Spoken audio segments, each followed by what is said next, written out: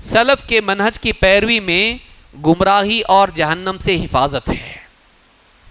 جنت میں جانا ہے، جہنم ہو کے جانا ہے کہ ڈائریکٹ جانا ہے؟ ہاں، ایک سٹاپ اور بڑھانا ہے؟ نہیں. اللہ ہم سب کی حفاظت فرمائے.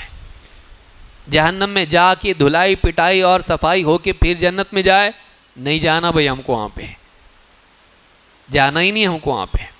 اس سے بچنے کے لیے کیا کرنا پڑے گا؟ اس سے بچنے کے لیے صحابہ کے منہج کی پیروی کرنی پڑے گی. نہیں تو پھر آدمی جہنم میں جائے گا مسلمان ہونے کے باوجود. اللہ کے نبی صلی اللہ علیہ وسلم فرماتے ہیں وَتَفْتَرِقُ أُمَّتِي عَلَى 73 مِلَّةٍ كُلُّهُمْ فِي النَّارِ إِلَّا مِلَّةً وَاحِدَةً. میری امت 73 فرقوں میں بٹ جائے گی، سب کے سب جہنم میں جائیں گے سوائے ایک کے. میری امت کتنی فرقوں میں بٹے گی؟ کتنے؟ 73، 73. سب کے سب جہنم میں جائیں گے سوائے ایک کے.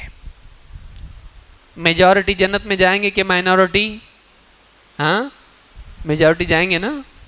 جائیں گے کہ نہیں؟ ابھی سوچ رہے لوگ ہاں پکڑتے کیا کیا ہم کو، ہاں بھی بولنے کو ڈر رہے ہیں. مائنورٹی جنت میں جائے گی کہ نہیں؟ اس کو بھی سوچنا نہیں ہے، مائنورٹی جائے گی. وَقَلِيلٌ مِّنْ عِبَادِيَ الشَّكُورُ. اللہ نے فرمایا میرے بندوں میں بہت کم شکر گزار ہیں. تو اللہ رب العالمین شکر گزار لوگوں کو جنت میں ڈالے گا جو اعتقاد اور عمل اور قول کے اعتبار سے شکر گزار ہوں. تو کہا کہ سب کے سب جہنم میں جائیں گے 73 سوائے ایک کے، یعنی 72 جہنم میں جائیں گے اور ایک جہنم میں نہیں جائے گا. صحابہ نے پوچھا قالوا ومن ہی یا رسول اللہ، اے لو ایک فرقہ، ایک ملت، ایک گروہ کون سا ہوگا؟ اچھا ہے صحابہ نے 72 کا نہیں پوچھے. جہاں جانا نہیں وہاں کا پوچھنا کیوں؟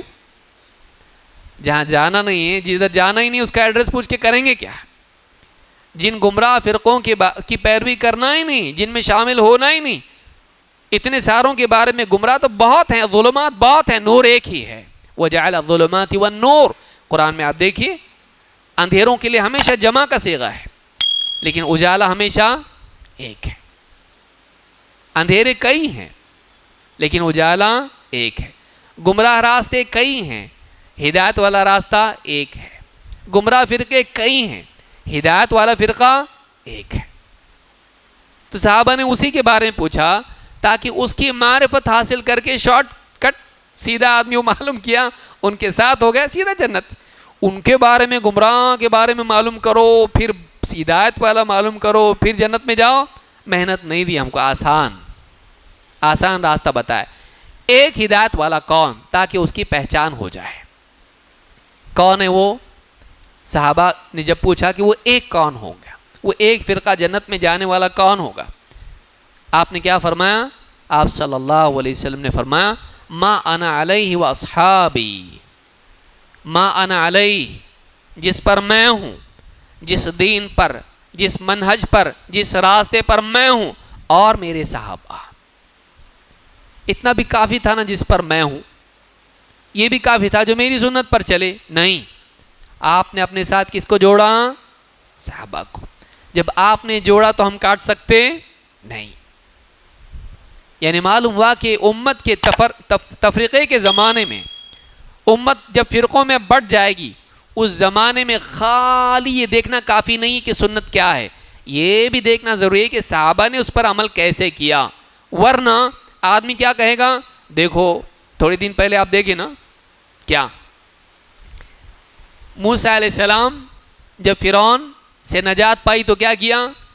اس دن روزہ رکھا اللہ کے شکر کے طور پر. ہے نا حدیث میں، بخاری میں بھی ہے، مسلم میں بھی ہے، عاشورہ کا روزہ. اب ایک مولوی صاحب کتاب لکھی اتنی موٹی اینٹ کی اتنی، کیا لکھے اس میں ثابت کیے؟ دیکھو جب موسیٰ علیہ السلام اللہ کا شکر کیے، فرعون سے نجات پا کر اس دن کو منائے نا یادگار کے طور پر، اور اس کا روزہ رکھتے تھے. اس سے بڑھ کے نعمت اللہ کی کیا ہے؟ وَأَمَّا بِنِعْمَةِ رَبِّكَ فَحَدِّثْ. نبی صلی اللہ علیہ وسلم پیدا ہوئے جو سارے نبیوں کے سردار، وہ نعمت بڑی کہ فرعون سے نجات پانا بڑا. ہاں گھوم کے کیسا ہے نا، آپ کو چونکا دیے. سب سے بڑی نعمت یہ ہے اللہ تعالیٰ کی محمد صلی اللہ علیہ وسلم بلا شبہ نعمت ہے، یہاں تک تو ہم متفق ہیں. لیکن کہا کہ پھر اس دن اس نعمت کے پاس جب موسیٰ علیہ السلام شکر منائیں، ہم کیوں نہیں منائیں گے؟ ہم بھی اس دن کو منائیں گے، ہم بھی روزہ رکھیں گے. اس دن روزہ تو کوئی رکھتا نہیں، کھاتے پیتے موج مناتے، نماز بھی چھوڑتے. لیکن اس دن کو منانے کی دلیل کہاں سے لی؟ فرعون سے نجات پانا، کہ اتنی بڑی مصیبت سے نجات ملی. تو کہا کہ جس دن نبی صلی اللہ علیہ وسلم پیدا ہوئے، انسانیت کو گمراہی کے اندھیروں سے نجات ملی، ہم بھی اس دن کو منائیں گے. منا سکتے؟ دلیل تو دے رہے نا موسیٰ علیہ السلام کی، نہیں دے رہے. لیکن سوال پیدا ہوتا ہے کہ ہم اس کے جواب میں کیا کہتے؟ دیکھیں آپ کے پاس اگر صحابہ کا تعامل نہیں ہو تو بہت برے برے پھنسیں گے آپ. ہم یہ کہتے ہیں بالکل بات تو سمجھ میں آپ کی آنے جیسی ہو سکتی ہے، آ رہی تو نہیں، لیکن اس پہ غور کیا جا سکتا ہے. لیکن یہ بات پہ پہلے غور کرنے کی ضرورت ہے کہ یہ جو بات ہے یہ آپ کی جو سمجھ میں آئی ماشاءاللہ، یہ نبی صلی اللہ علیہ وسلم اور صحابہ کو نہیں سمجھی. اگر چلو ٹھیک ہے نبی صلی اللہ علیہ وسلم تواضع کے طور پر نہیں منایا اپنا برتھ ڈے، صحابہ کو تو سمجھانا اتنی بڑی نعمت ہے، یہ آیت یہ حدیث اس زمانے میں تھی. تو آپ کو جب سمجھ میں آتا ہے کہ نبی صلی اللہ علیہ وسلم کی پیدائش کا دن منانا چاہیے، اس لیے کہ اتنی بڑی نعمت، اور موسیٰ علیہ السلام کی حدیث بھی، یہ حدیث پہنچایا کون؟ پوری امت تک، صحابہ. ان کو یہ سمجھ میں نہیں آیا جب ایسی حدیث ہے تو پھر نبی کا پیدا ہونا تو سب سے بڑا معاملہ ہے نا. ہم تو مسلمان گھر میں پیدا ہوئے، وہ تو شرک میں پڑے ہوئے تھے. اللہ کے نبی صلی اللہ علیہ وسلم کی دعوت سے اس اندھیرے سے نکالا گیا ان کو. انہوں نے کیوں نہیں منایا آپ صلی اللہ علیہ وسلم کی پیدائش کا دن؟ تو ہم یہ کہتے ہیں کہ جب اس حدیث کی بنا پر صحابہ کو یہ مطلب نہیں سمجھ میں آیا کہ نبی صلی اللہ علیہ وسلم کی پیدائش کا دن منانا چاہیے، جلوس نکالنا چاہیے، روزے رکھنے چاہیے، مٹھائی بانٹنا چاہیے، گھر میں بلب لگانا چاہیے، رنگ برنگے ہرے ہرے جھنڈے لگانا چاہیے، پتاخے لگانا چاہیے، اور نعت اور ترنم کے ساتھ میں گانا کی ٹیون پہ نظمیں پڑھنا چاہیے، اور ٹیپو سلطان بن کے گھوڑے پہ جھنڈا لے کے کالا گوگل لے کے چلنا چاہیے. یہ سب کرتے نا ہمارے یہاں پر. اگر یہ صحابہ کو نہیں سمجھ میں آیا تو ہماری سمجھ میں آ رہا کچھ تو گڑبڑ ہو رہی ہے، ہم غلط سمجھ رہے ہیں. صحابہ کا منہج اگر نہیں لیں گے گمراہ ہوں گے. اختلافات کے دور میں یہ دیکھنا پڑے گا کہ قرآن اور سنت کا صحیح فہم صحابہ نے کیا لیا ہے، کہ صحابہ کیا مانتے تھے، وہ کیسے اس پر عمل کرتے تھے، علم کے عقیدے کے باب میں ان کا فہم کیا تھا، اور عبادات اور اعمال کے باب میں ان کا تعامل کیا تھا. ہم کو دیکھنا پڑے گا.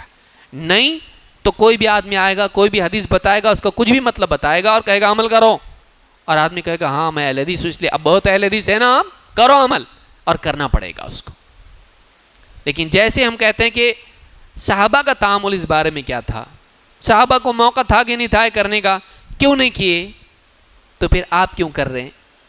آپ صحابہ سے زیادہ محبت کرنے والے، ایک تیر نہیں کھائے آپ، مچھر کاٹا تو پریشان ہو جاتے آپ تیر کھائیں گے؟ انہوں نے تیر اپنے سینے پر لیے، ان کو آپ دیکھیں گے کہ آپ کو دیکھیں گے کہ نبی سے محبت کا حق کیا ہے. سمجھ میں آ رہی بات؟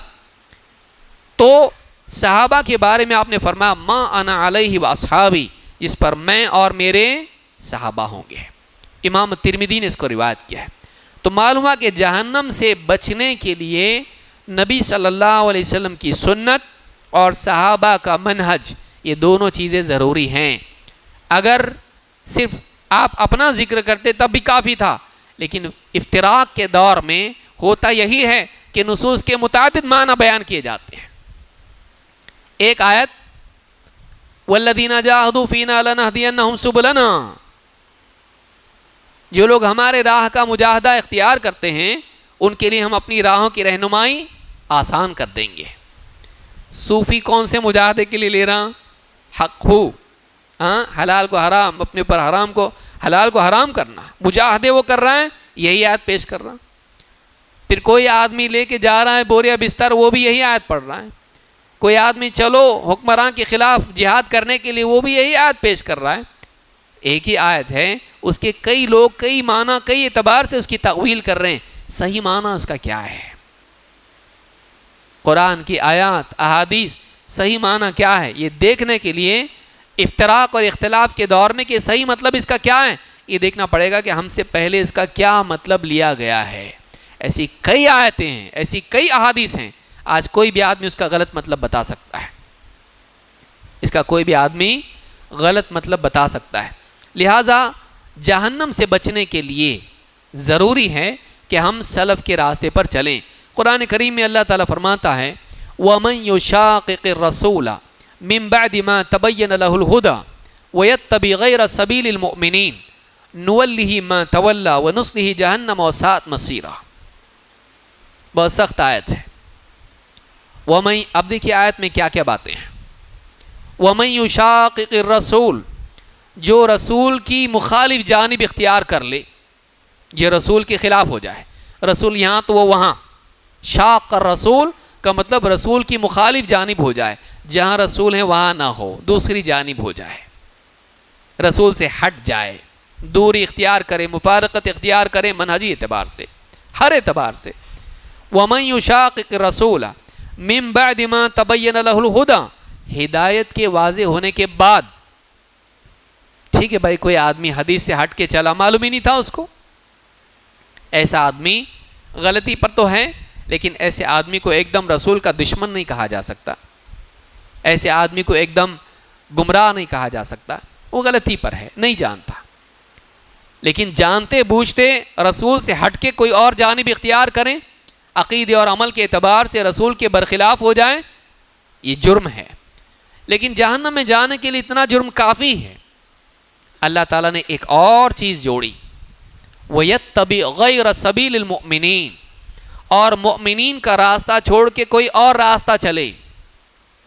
کتنے جرم ہو گئے, کتنے گناہ ہوئے؟ 2. 1, ہدایت واضح ہونے کے باوجود رسول کی برخلاف جانب اختیار کرے, رسول کی مخالفت کرے, نمبر 1. نمبر 2, ایمان والوں کا راستہ چھوڑ کے کوئی اور راستہ چلے. اس کی سزا کیا ہے؟ ایک سزا دنیا میں, ایک سزا آخرت میں. 2 گناہ 2 سزا. پہلا گناہ رسول کی مخالفت, سنت کی مخالفت. دوسرا گناہ مومنین کا راستہ چھوڑ کے اور راستہ چلا, اس کی سزا دنیا میں کیا ہے؟ نُوَلِّهِ مَا تَوَلَّى, جہاں وہ مڑا ہے اس کو ہم وہیں موڑ دیں گے, یعنی گمراہی اس کو ہدایت دکھائی دے گی, اس کے لیے گمراہی کا راستہ اور آسان ہوگا, اس پہ اور دوڑتا ہوا نکل جائے گا. جو انسان سنت کی مخالفت کرے اس کی دنیاوی سزا یہ ہے کہ اس کے دل میں ہدایت مشکل اور گمراہی آسان ہو جاتی ہے. نُوَلِّهِ مَا تَوَلَّى, جہاں وہ مڑا ہے اس کو ہم وہی موڑ دیں گے. وَنُصْلِهِ جَهَنَّمَ, اور اس کو جہنم میں پہنچا دیں گے. وَسَاءَتْ مَصِيرًا, اور وہ بہت برا ٹھکانہ ہے. جہنم میں جانے کی کتنی وجوہات ہیں؟ 2. 1, سنت کی مخالفت, اتنا ہی گناہ کافی تھا, لیکن ایک اور گناہ اس نے کیا. وہ کیا ہے؟ مومنین کا راستہ چھوڑ کے کوئی اور راستہ چلا. یہ کیا ہے؟ معلوم ہوا کہ اہل ایمان کا راستہ چھوڑ کے کوئی اور راستہ چلنا یہ بھی جہنم میں لے جاتا ہے. اسی کو ہم سلف کا منہج کہتے ہیں. کیوں؟ اس لیے کہ اس وقت جب یہ آیت نازل ہوئی مومنین کون تھے؟ ہم لوگ تھے. کون تھے؟ صحابہ. تو اللہ تعالیٰ نے دیکھیے ما انا علیہ و اصحابی, جو نبی صلی اللہ علیہ وسلم نے کہا کہ میں جس پر ہوں اور جس پر میرے صحابہ ہیں, جو گروہ اس راستے پر ہو, اس منہج پر ہو, وہ جنت میں جائے گا. میں اور میرے صحابہ جس راستے پر ہیں. قرآن میں بھی وہی بات دوسرے الفاظ میں بیان کی گئی. رسول کی مخالفت کریں, مؤمنین کا راستہ چھوڑ کے اور راہ چلے, جہنم میں جائے گا. تو یہ جو مؤمنین کا راستہ ہے جس کو چھوڑنا جہنم میں لے جاتا ہے, معلومہ کہ اس کی پیروی ضروری ہے کہ نہیں ہے. اگر پیروی نہیں کریں گے, ہٹ کے چلیں گے, جہنم میں جائیں گے. اسی کا نام سلف کا منہج ہے. اسی کا نام کیا ہے؟ کسی ایک مومن کا نام لیا, فلاں ابن فلاں, نہیں, بلکہ کیا کہا؟ مومنین کا راستہ.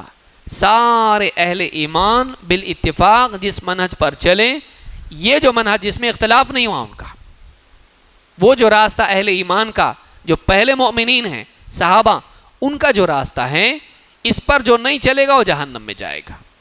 معلوم ہوا کہ صحابہ کے منہج پر, سلف کے منہج پر چلنا کس سے حفاظت ہے؟ جہنم سے. کیوں ضروری؟ ہم کو جہنم میں نہیں جانا ہے اس لیے ضروری. جس کو جہنم میں جانا ہے وہ جو راستہ چاہے اپنائیں, لیکن جس کو جہنم سے بچنا ہے اس کے لیے ضروری کہ وہ کیا کریں؟ سلف کے منہج کو اپنائیں.